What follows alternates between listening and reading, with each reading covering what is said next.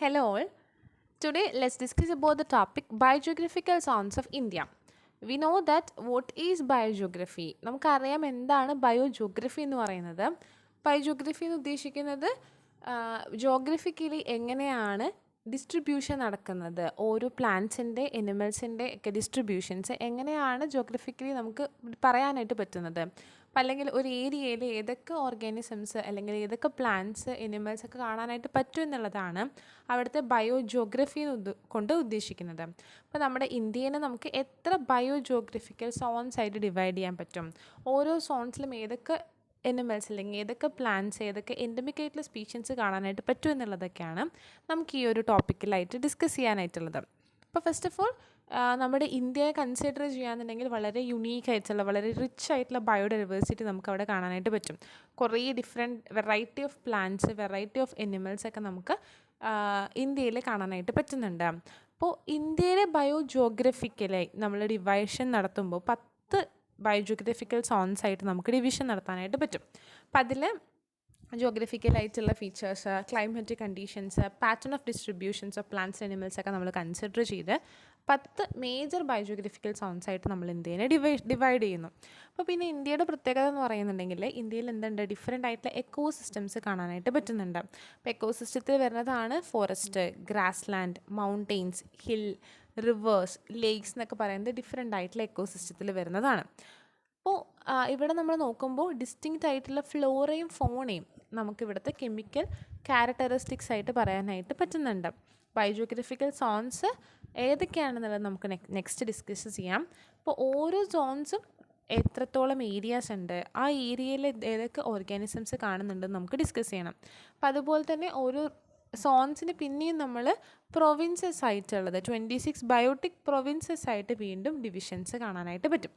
അപ്പോൾ ഏതൊക്കെയാണ് 10 geographical zones. അപ്പോൾ ആ ജോഗ്രഫിക്കൽ സോൺസിൻ്റെ പേരും അതുപോലെ തന്നെ ഓരോന്നും ഏതൊക്കെ റീജിയനിലാണ് വരുന്നത്, നമുക്ക് ചെറുതായിട്ടാണെങ്കിൽ പോലും ഇന്ത്യയിലെ ഓരോ സ്റ്റേറ്റുകൾ എവിടെയാണ് വരിക എന്നുള്ളത് നമുക്കൊരു ഏകദേശം ഐഡിയ ഉണ്ടെങ്കിൽ ഓരോ റീജിയൻസിലും ഏതൊക്കെ സ്റ്റേറ്റുകളാണ് വരിക എന്നുള്ളത് നമുക്ക് മനസ്സിലാക്കാനായിട്ട് പറ്റും. ഫസ്റ്റ് സോൺ എന്ന് പറയുന്നത് എന്താണ്, ട്രാൻസ് ഹിമാലയൻ റീജിയൻസ് ആണ്. ട്രാൻസ് ഹിമാലയൻ റീജിയൻസ് എന്ന് പറയുന്നത് ഇപ്പോൾ സ്നോ കവേർഡ് ആയിട്ടുള്ള ഇന്ത്യയുടെ മുകളിലെ പോർഷൻസിനെയാണ് നമ്മൾ ട്രാൻസ് ഹിമാലയൻ സോൺസ് ആയിട്ട് കൺസിഡർ ചെയ്യുന്നത്. രണ്ടാമത്തത് ഹിമാലയൻ സോൺസ്. ഹിമാലയൻ സോൺസ് എന്ന് പറയുന്നത് ട്രാൻസ് ഹിമാലയൻ സോൺസിൻ്റെ താഴെയായിട്ട് ഈ ഒരു റീജിയനും ചേർന്നതാണ് ഹിമാലയൻ സോൺസ് ആയിട്ട് നമ്മൾ കൺസിഡർ ചെയ്യുന്നത്. നെക്സ്റ്റ് വരുന്നതാണ് ഡെസേർട്ട് റീജിയൻസ്. ഡെസേർട്ട് റീജിയൻ എന്ന് പറയുമ്പോൾ ഗുജറാത്തിൻ്റെ പോർഷൻസ് അവിടെ കാണാൻ പറ്റും. അതുപോലെ തന്നെ കുറച്ചുകൂടി അതിൻ്റെ ഹയർ പോർഷൻസ് നമുക്ക് ഇതിൽ കാണാനായിട്ട് പറ്റും. അതായത് ഡെസേർട്ട് റീജിയനിൽ ഹോട്ട് ആയിട്ടുള്ള ഡെസേർട്ടും കോൾഡ് ആയിട്ടുള്ള ഡെസേർട്ടും നമുക്ക് ഈ ഒരു ഏരിയയിൽ കാണാനായിട്ട് പറ്റും. നാലാമത്തെ റീജിയനാണ് സെമി എറിഡ് റീജിയൻ എന്ന് പറയുന്നത്. അഞ്ചാമത്തെ റീജിയനാണ് വെസ്റ്റേൺ ഗട്ട്സ് റീജിയൻസ്. നമുക്ക് കുറച്ചുകൂടി റിലേറ്റ് ചെയ്യാൻ പറ്റുന്ന റീജിയൻസ് വെസ്റ്റേൺ ഗട്ട്സ് റീജിയൻസ് നമുക്ക് കാണാനായിട്ട് പറ്റും. കേരളത്തിൻ്റെ ഒരു സൈഡൊക്കെ നമുക്ക് അവിടെ കവർ ചെയ്ത് പോകുന്നതായിട്ട് കാണാൻ പറ്റും. അപ്പോൾ അതുപോലെ തന്നെ ഡെക്കാൻ പെനിൻസുല റീജിയൻസ് ആണ് നമുക്ക് നോക്കുമ്പോൾ ജോഗ്രഫിക്കലി കൂടുതൽ ഏരിയ കവർ ചെയ്ത് പോകുന്ന ജോഗ്രഫിക്കൽ സോൺ എന്ന് പറയുന്നത്. നെക്സ്റ്റ് ഏഴാമത്തെ ഗാംഗറ്റിക് പ്ലെയിൻ കാണാൻ പറ്റുന്നു. എട്ടാമത്തെ വരുന്നതാണ് കോസ്റ്റ് എന്ന് പറയുമ്പോൾ രണ്ട് സ്ഥലത്തായിട്ട് നമുക്ക് ഈ കോസ്റ്റൽ റീജിയൻസ് കാണാൻ പറ്റുന്നുണ്ട്. ഒൻപതാമത്തെ നോർത്ത് ഈസ്റ്റ് സ്റ്റേറ്റുകളാണ് നമ്മളവിടെ കൂടുതലായിട്ടും കാണാൻ പറ്റുന്നത്. 10th ഐലൻഡ്സ് എങ്ങനെയാണ് ഐലൻഡ് ആയിട്ടുള്ള റീജിയൻസ് എവിടെയൊക്കെയാണ് കാണാൻ പറ്റുന്നത്. അപ്പോൾ അതിൽ തന്നെ നമുക്ക് ഡിഫറെൻ്റ് ആയിട്ടുള്ള ഐലൻഡ്സ്, ആൻഡമാൻ നിക്കോബാർ ഐലൻഡ്സ് അതുപോലെയുള്ള ഐലൻഡിൻ്റെ റീജിയൻസ് ഏതൊക്കെയാണ്, അവിടുത്തെ ബയോജിയോഗ്രഫിക്കൽ സോൺസ് ഏതൊക്കെയാണെന്നുള്ളത് നമുക്ക് നോക്കാനുണ്ട്. അപ്പോൾ അതാണ് 10 ജോഗ്രഫിക്കൽ ആയിട്ടുള്ള സോൺസ് എന്ന് പറയുന്നത്. അപ്പോൾ നമുക്കറിയാം വേൾഡിൽ തന്നെ കുറേ മെഗാ ബയോഡൈവേഴ്സിറ്റി കൺട്രീസ് കാണാൻ പറ്റും. അപ്പോൾ അതിൽ 12 ഒന്നാണ് നമ്മുടെ ഇന്ത്യ എന്ന് പറയുന്നത്. അപ്പോൾ അതെന്തുകൊണ്ടാണെന്നുണ്ടെങ്കിൽ നമുക്ക് വൈഡ് റേഞ്ച് ടോപ്പോഗ്രഫി നമുക്ക് കാണാൻ പറ്റും. അതായത് നമുക്ക് എന്തുണ്ട്, സ്നോ കവേർഡ് ആയിട്ടുള്ള റീജിയൻസും ഉണ്ട്, ഡെസേർട്ടുള്ള റീജിയൻസും ഉണ്ട്. അതായത് നമുക്ക് ആ ഡിഫറൻസ് കാണാനായിട്ട് പറ്റും. അതുപോലെ തന്നെ റെയിൻഫോളും ഡിഫറെൻ്റ് ആയിട്ടുള്ള റീജിയൻസിലും ഡിഫറെൻ്റ് ആയിട്ടുള്ള റെയിൻഫോൾസ് കാണാനായിട്ട് പറ്റുന്നുണ്ട്. അപ്പോൾ ഇക്കോളജിക്കലായിട്ടുള്ള കണ്ടീഷൻസും ജോഗ്രഫിക്കൽ കണ്ടീഷൻസൊക്കെ മാറുന്നതിനനുസരിച്ച് ഡിഫറെൻറ്റ് ഫ്ലോറ ആൻഡ് ഫോണ നമുക്ക് കാണാനായിട്ട് പറ്റും. 10 ജോഗ്രഫിക്കൽ സോൺസ് ഏതൊക്കെയാണെന്ന് നമ്മൾ ഡിസ്കസ് ചെയ്തു. ഇനി ഓരോന്നിനെ പറ്റിയിട്ട് നമുക്ക് പഠിക്കാനുണ്ട്. അപ്പോൾ ഫസ്റ്റ് പറയുന്നതാണ് ട്രാൻസ് ഹിമാലയൻ റീജിയൻസ് നമ്മൾ പറഞ്ഞു എന്താണ്, മുകളിൽ എടുക്കുന്ന റീജിയൻസ് ആണല്ലേ. അപ്പം മേജറായിട്ടത് സ്നോ കവേർഡ് ആയിട്ടുള്ള മൗണ്ടെയ്ൻസ് ആണ്, ഹയർ ആൾട്ടിറ്റ്യൂഡ് ആയിട്ടുള്ള സ്റ്റേറ്റ്സ് ആയിരിക്കും. സ്നോ കവേർഡ് ആയിട്ടുള്ള മൗണ്ടെയ്ൻസ് ആണ് നമുക്ക് അവിടെ കാണാൻ പറ്റുന്നത്. കാശ്മീരിൻ്റെ ഒരു സ്നോ കവേർഡ് മൗണ്ടെയ്ൻസ് പോർഷൻസും അതുപോലെ തന്നെ നോർത്ത് സിക്കിം ഒക്കെയാണ് ആ ഒരു റീജിയൻസിലാണ് കൂടുതലായിട്ടും ട്രാൻസ് ഹിമാലയൻ സോൺസിൻ്റെ ഡിസ്ട്രിബ്യൂഷൻ കാണുന്നത്. അപ്പോൾ ഇവിടുത്തെ പ്രത്യേകത എന്ന് പറയുന്നത് ഡ്രൈ ലാൻഡ്സും സ്പാർസ് മൗണ്ടെയിൻ വെജിറ്റേഷൻസ് ആണ്. അതുപോലെ തന്നെ ഗോട്ട്, വൈൽഡ് ഷീപ്പ് പോലുള്ള ഓർഗാനിസത്തിൻ്റെ റിച്ച് ഡൈവേഴ്സിറ്റി നമുക്കവിടെ കാണാൻ പറ്റും. പോപ്പുലേഷൻ കൂടുതലായിട്ട് വൈൽഡ് ഗോട്ട്, വൈൽഡ് ഷീപ്പൊക്കെ കാണാനായിട്ട് പറ്റും. സ്നോ ലെപ്പേർഡൊക്കെ നമുക്കിവിടെ ധാരാളമായിട്ട് കാണാനായിട്ട് പറ്റുന്നതാണ്. അപ്പോൾ അതുപോലെ തന്നെ ആൽപൈൻ ഫോറസ്റ്റുകളാണ് ഇവർ. അതുപോലെ എൻഡമിസം ഹൈ ആയിരിക്കും. എൻഡമിസം എന്ന് പറഞ്ഞാൽ എന്താണ്? ഒരു റീജിയനിലെ എൻഡമിക് ആയിട്ടുള്ള ഓർഗാനിസമാണ് ഇന്നതെന്ന് പറഞ്ഞു കഴിഞ്ഞാൽ ആ ഒരു സ്പീഷ്യസ് വേറെ റീജിയൻസിലൊന്നും നമുക്ക് കാണാൻ പറ്റുന്നില്ല. ആ ഒരു റീജിയനിൽ മാത്രമായിട്ട് അവരുടെ ഡിസ്ട്രിബ്യൂഷൻ കാണുന്നുണ്ടെങ്കിൽ, വളരെ യുണീക്കായിട്ട് എൻഡമിക് ആയിട്ട് അവിടെ മാത്രം കാണുന്ന ആയിട്ടുള്ള ഓർഗാനിസംസ് ഉണ്ടാവും. അപ്പം അതിനെയാണ് നമ്മൾ എൻഡമിക് സ്പീഷ്യസ് എന്ന് വിളിക്കുന്നത്. അപ്പോൾ അങ്ങനെയുള്ള സ്പീഷ്യസുകൾ ഇവിടെ കൂടുതലായിട്ടും കാണാൻ പറ്റും. ചില സ്പീഷ്യസുകൾ ട്രാൻസ് ഹിമാലയൻ സോൺസിൽ മാത്രമേ കാണാൻ പറ്റുള്ളൂ. അതിനെയാണ് നമ്മൾ എൻഡമിസം ഹൈ എന്ന് ഉദ്ദേശിക്കുന്നത്. അപ്പോൾ വൈൽഡ് ഷീപ്പുകളും ഗോട്ട് കമ്മ്യൂണിറ്റിയൊക്കെ നമുക്കിവിടെ കാണാൻ പറ്റും എന്നുള്ളത് പറഞ്ഞു. അതുപോലെ തന്നെ ഹെർബിവോർ കമ്മ്യൂണിറ്റിയിൽ വരുന്നതാണ് wild yak, Tibetan ass, four horned antelope പോലുള്ള സ്പീഷ്യസുകൾ നമുക്ക് കാണാൻ പറ്റും. കാർണിവോർ കമ്മ്യൂണിറ്റിയിൽ വരുന്നതാണ് snow leopard, Tibetan wolf, royal pika പോലുള്ള സ്പീഷ്യസുകൾ. അതുപോലെ തന്നെ നമുക്ക് ബേർഡ്സിൽ പറയുമ്പോൾ ബ്ലാക്ക് നെക്ക്ഡ് ക്രെയിനൊക്കെ ട്രാൻസ് ഹിമാലയൻ സോൺസിൽ കാണുന്ന സ്പീഷ്യസുകളാണ്. അപ്പോൾ ഏകദേശം നമ്മൾ നോക്കി, കുറേ സ്പീഷ്യസുകൾ നോക്കി. അതിൽ ഇതാണ് റോയൽ പിക്ക, ടിബറ്റൻ യാക്ക്, അതുപോലെ ഫോർ ഹോൺഡ് ആൻഡലോപ്പ് എന്നൊക്കെ പറയുന്നത്. ട്രാൻസ് ഹിമാലയൻ റീജിയൻ അപ്പോൾ ഏതൊക്കെ സ്റ്റേറ്റുകളാണ് വരുന്നത്, അവരുടെ പ്രത്യേകതകൾ എന്തൊക്കെയാണ്, ഏതൊക്കെ ഓർഗാനിസംസ് ആണ്, ഏതൊക്കെ സ്പീഷ്യസുകളാണ് അവിടെ കാണാനായിട്ട് പറ്റുന്നത് എന്നുള്ളത് നോക്കണം. എൻഡമിസം അവിടെ ഹൈ ആണെന്നുള്ളതാണ് ഇവിടുത്തെ ഒരു പെക്യൂലറിറ്റി ആയിട്ട് നമ്മൾ പറഞ്ഞത്. നെക്സ്റ്റ് പറയുന്നതാണ് ഹിമാലയൻ സോൺസ്. ഹിമാലയൻ സോൺസ് എന്ന് പറയുന്നത് മെയിനായിട്ട് കാണുന്നത് എവിടെയാണ്? North west region of Kashmir to NEF8 in the east. അപ്പോൾ നോർത്ത് ഈസ്റ്റ് ഫോണ്ടിയർ ഏജൻസീസ്, അവിടെ ഫോണ്ടിയർ ഏരിയാസ് നമുക്കവിടെ കാണാനായിട്ട് പറ്റുന്നുണ്ട്. 4 ബയോട്ടിക് പ്രൊവിൻസസ് ആണ് മെയിനായിട്ട് പറയുന്നത്. North west, western, central, eastern Himalayans. 4 provinces ആയിട്ട് നമുക്ക് ഹിമാലയൻ സോൺസിൻ്റെ ഡിവിഷൻ നടത്താനായിട്ട് പറ്റും. അപ്പോൾ ഈസ്റ്റേൺ ഹിമാലയ എന്ന് പറയുമ്പോൾ അതൊരു ഗ്ലോബലി നമ്മൾ കൺസിഡർ ചെയ്യുമ്പോൾ അതൊരു ബയോഡൈവേഴ്സിറ്റി ഹോട്ട്സ്പോട്ട് ആയിട്ടാണ് പറയുന്നത്. അപ്പോൾ ഇവിടുത്തെ പ്രത്യേകത ഹിമാലയൻ റീജിയൻസിന് എന്തുണ്ട്? റിമാർക്കബിൾ ആയിട്ടുള്ള ഹാബിറ്ററ്റ് ഡൈവേഴ്സിറ്റി ഉണ്ട്. അതുപോലെ തന്നെ സ്പീഷ്യസ് ഡൈവേഴ്സിറ്റി കാണാനായിട്ട് പറ്റും.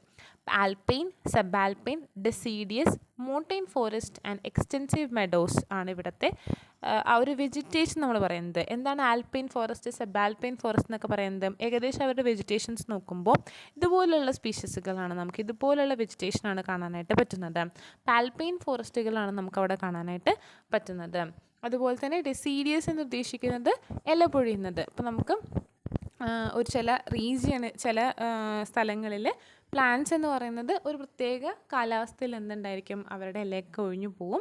എന്നിട്ട് ചില ഇതുകളിൽ നമുക്ക് ചില ക്ലൈമറ്റിക് കണ്ടീഷൻസ് നോക്കുമ്പോൾ നല്ലോണം ഇലകളൊക്കെ ഉള്ള ഒരു കണ്ടീഷൻസ് ഉണ്ടായിരിക്കും. അപ്പം അങ്ങനെയുള്ള ഡെസീഡിയസ് ആയിട്ടുള്ള ഫോറസ്റ്റുകളുണ്ട്. സബ് ആൽപൈൻ, ആൽപൈൻ ഫോറസ്റ്റുകളൊക്കെ നമുക്ക് അവിടെ കാണാനായിട്ട് പറ്റുന്നുണ്ട്.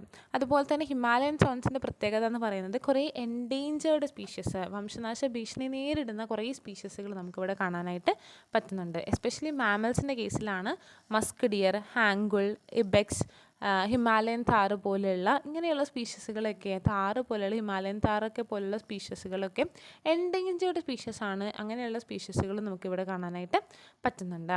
ഈ റീജിയണിൽ ഇമ്പോർട്ടൻ്റ് ആയിട്ട് നമ്മൾ പറയുന്നത് നാച്ചുറൽ റിസോഴ്സസ്, നമുക്ക് കൺട്രിയിൽ തന്നെ ഒരു ഇമ്പോർട്ടൻ്റ് ആയിട്ടുള്ള ഒരു നാച്ചുറൽ റിസോഴ്സസ് ആയിട്ട് ആക്ട് ചെയ്യുന്ന റീജിയനാണ് ഹിമാലയൻ സോൺ എന്ന് പറയുന്നത്.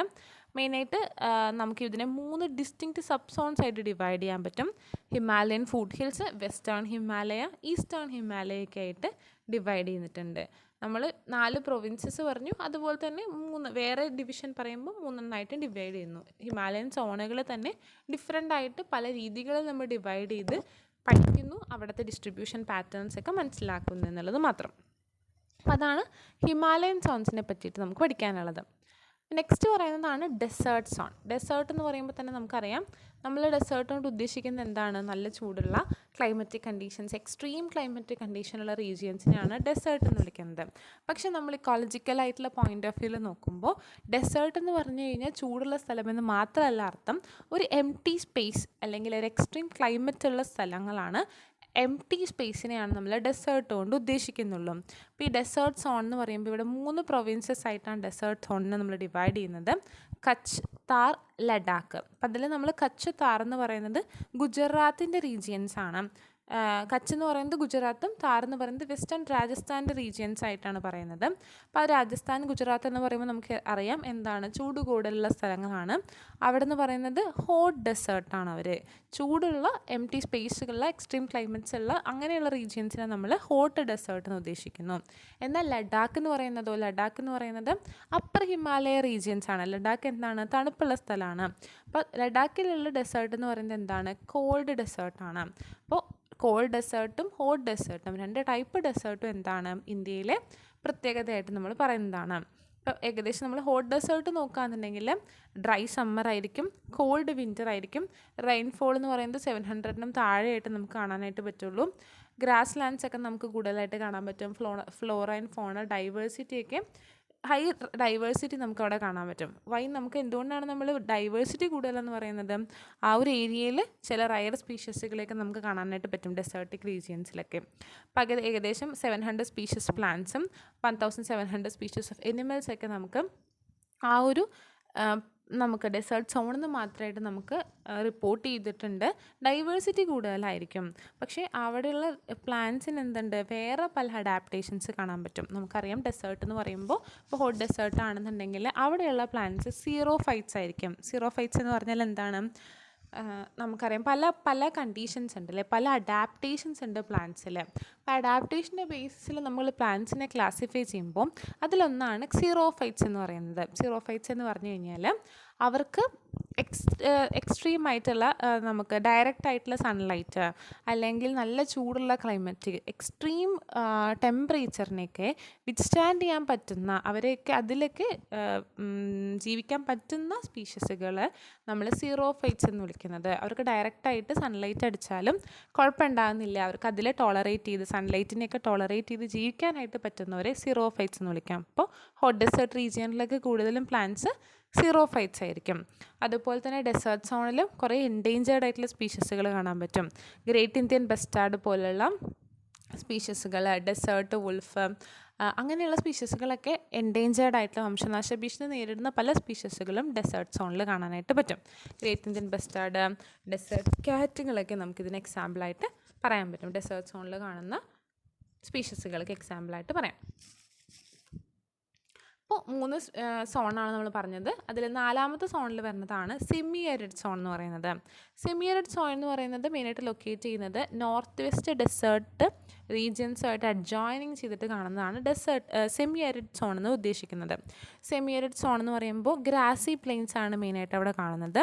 അതൊരു ട്രാൻസിഷൻ സോണാണ്. ഡെസേർട്ടിൻ്റെയും ഡെൻസ് ഫോറസ്റ്റിൻ്റെ ഇടയിൽ എടുക്കുന്ന ഒരു റീജിയൻ ആയിട്ടാണ് സെമി അരിഡ് സോണായിട്ട് നമ്മൾ കൺസിഡർ ചെയ്യുന്നത്.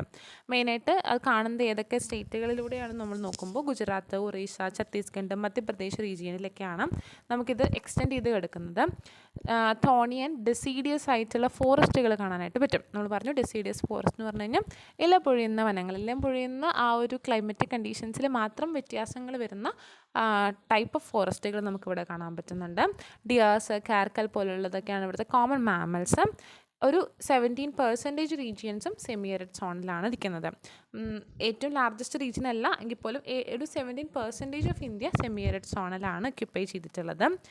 അതുപോലെ തന്നെ മെയിനായിട്ട് എന്തുണ്ട്, പഞ്ചാബ്, ഹരിയാന പോലുള്ള റീജിയൻസിൽ പ്രൊട്ടക്റ്റീവായിട്ടുള്ള അഗ്രികൾച്ചർ ഏരിയാസ്, നമുക്ക് ലൈഫ് സ്റ്റോക്കിൻ്റെ പ്രൊഡക്ഷനൊക്കെയുള്ള റീജിയൻസ് നമുക്കിവിടെ കാണാനായിട്ട് പറ്റും.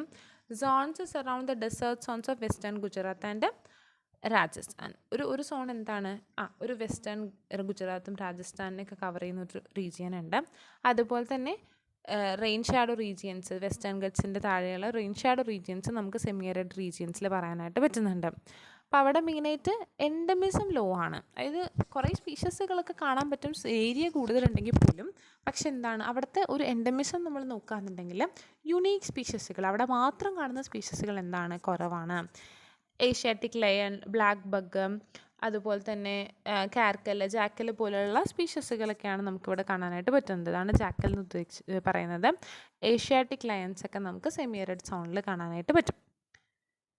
നെക്സ്റ്റ് പറയുന്നതാണ് ഗാംഗറ്റിക് പ്ലെയിൻ. ഗാംഗറ്റിക് പ്ലെയിൻ എന്ന് പറയുന്നത് flat alluvial plain of UP, Bihar, West Bengal extending up to the Himalayan foothills. Himalayan foot ഹിൽസിൻ്റെ അവിടെ വരെ എക്സ്റ്റെൻഡ് ചെയ്ത് കിടക്കുന്ന റീജിയൻസ് ആണ് ഗാംഗറ്റിക് പ്ലെയിൻ എന്ന് പറയുന്നത്. ഇവിടുത്തെ പ്രത്യേകത എന്ന് പറയുന്നത് എന്താണ്, അവർ ഫെർട്ടൈലായിട്ടുള്ള ഹൈലി ഫെർട്ടൈലായിട്ടുള്ള റീജിയൻ ആണ് ഗാംഗറ്റിക് പ്ലെയിൻ എന്ന് പറയുന്നത്. അപ്പോൾ വെജിറ്റേഷൻ എന്ന് പറയുന്നത് മെയിനായിട്ട് tropical moist forest, dry deciduous forest, grasslands ഒക്കെ നമുക്കിവിടെ കാണാനായിട്ട് പറ്റുന്നുണ്ട്. അപ്പം അതിൽ നമ്മൾ ഡെസീഡിയസ് ഫോറസ്റ്റ് എന്താണ്, ഗ്രാസ് ലാൻഡ് എന്താണെന്നുള്ളതൊക്കെ നമ്മൾ ഡിസ്കസ് ചെയ്തിട്ടുണ്ട്. ട്രോപ്പിക്കലായിട്ടുള്ള റീജിയൻസിലുള്ള ഫോറസ്റ്റുകൾ നമുക്കിവിടെ കാണാൻ പറ്റുന്നുണ്ട്. Rhino, elephant, swamp deers, hog deers അതൊക്കെയാണ് ഇവിടുത്തെ പെക്യൂലിയറി നമുക്ക് കാണാൻ പറ്റുന്ന എനിമൽ സ്പീഷീസ് എന്ന് വിളിക്കുന്നത്. അതുകൂടാതെ വേറെ കുറേ ഫ്ലോറ കാണാനായിട്ട് പറ്റുന്നു. അപ്പോൾ അവിടുത്തെ ഹാലോഫൈറ്റിക് വെജിറ്റേഷൻസ് എന്ന് പറയുന്നത് നമുക്ക് ഇവിടുത്തെ പ്രത്യേകതയാണ്. ഹാലോഫൈറ്റ്സ് എന്ന് വെച്ചാൽ എന്താണ്, ഇപ്പോൾ നമ്മൾ ഡെസേർട്ട് സോൺ പറഞ്ഞപ്പോൾ പറഞ്ഞു സീറോഫൈറ്റ്സ് കൂടുതലായിട്ടുണ്ട്. ഇവിടെ ഹാലോഫൈറ്റ്സ് കൂടുതലായിട്ടുണ്ട്, അല്ലെങ്കിൽ ഹാലോഫൈറ്റ്സ് ഇവിടുത്തെ കുറച്ചുകൂടി യുണീക്കായിട്ട് കാണാൻ പറ്റുന്ന ഡൊമിനൻറ്റ് സ്പീഷീസ് ആയിട്ട് നമുക്ക് കാണാനായിട്ട് പറ്റുന്നതാണ് വിളിക്കുന്നത്. എന്താണ് ഹാലോഫൈറ്റ്സ് എന്ന് വെച്ചിട്ടുണ്ടെങ്കിൽ എക്സ്ട്രീം pHനെ വിത്ത്സ്റ്റാൻഡ് ചെയ്യാൻ പറ്റുന്ന ഓർഗാനിസംസ് അല്ലെങ്കിൽ പ്ലാന്റ്സിനെ വിളിക്കുന്ന പേരാണ് ഹാലോഫൈറ്റ്സ് എന്ന് വിളിക്കുന്നത്. സോൾട്ട് ടോളറൻറ്റ് പ്ലാന്റ്സിനെയാണ് നമ്മൾ ഹാലോഫൈറ്റ്സ് എന്ന് വിളിക്കുന്നത്.